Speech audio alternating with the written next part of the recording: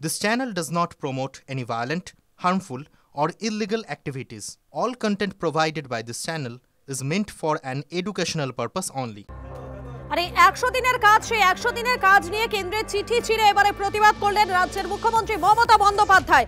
এদিন কোচবিহারের সভামঞ্চে কাগজ ছিঁড়ে প্রতিবাদ করেন মুখ্যমন্ত্রী। নানান শর্ত চাপিয়ে চিঠি দিয়েছে কেন্দ্র, কেন্দ্রের চিঠি মানি না, এটা অপমান, হুঙ্কার মমতা বন্দ্যোপাধ্যায়। হঠাৎ করে গত পরশুদিন একটা চিঠি দিয়েছে আমাদের, হাইকোর্ট সুপ্রিম কোর্ট হয়ে যাওয়ার পর প্রায় 1 বছর পর। তাতে বলছে ফোর্সড বাই কোর্ট অর্ডার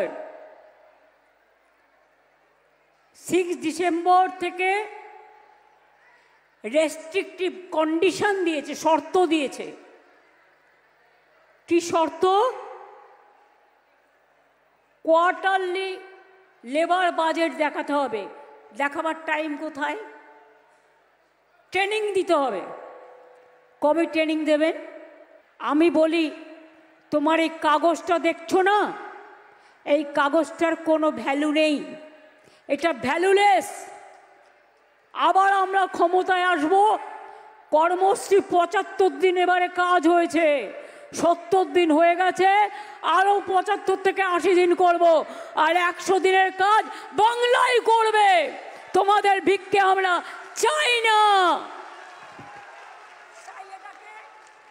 তাই এই কাগজটাকে, এটা আমার নোট, গভর্নমেন্টের নোট, এটা সেন্ট্রাল গভর্নমেন্টের অর্ডার নয়, অর্ডারটা পড়ে দিলাম, ছিঁড়ে ফেলে দিচ্ছি। আমি এটাকে মনে করি অসম্মান, অপমান।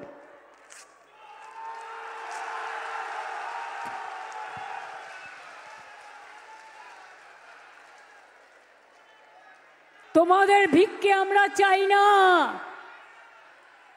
আমরা নিজের পায়ে দাঁড়াতে জানি। যে ছবিটা একটু আগে দেখাচ্ছিলাম আপনাদেরকে আবারও নিয়ে যাব, কারণ সিইও দফতরের সামনে অবস্থান বিক্ষোভ চলছে। এসআইআর আবহে নামখানায় ব্রেন স্ট্রোকে আক্রান্ত বিএলওকে নিয়ে আসা হয়েছে। সুজয় পাল রয়েছেন সেখানে। সুজয়, একেবারে আমি সরাসরি ছবিটা দেখাবো। যে দেখো, অ্যাম্বুলেন্সে রয়েছেন এই মুহূর্তে দেবাশিস দাস, যিনি অসুস্থ হয়েছেন ব্রেন স্ট্রোকে, এবং তার সামনেই অ্যাম্বুলেন্স রয়েছে ইলেকশন কমিশনের দপ্তরের সামনে, এবং তার আগেই বিএলও অধিকার রক্ষা কমিটি তারা এখানে অবস্থান বিক্ষোভে সামিল হয়েছেন। একটু জানতে চাইবো, আপনি কি বিএলও? কি দাবিগুলো আজকে রয়েছে? যেহেতু অসুস্থ হয়েছেন, কি চাইছেন?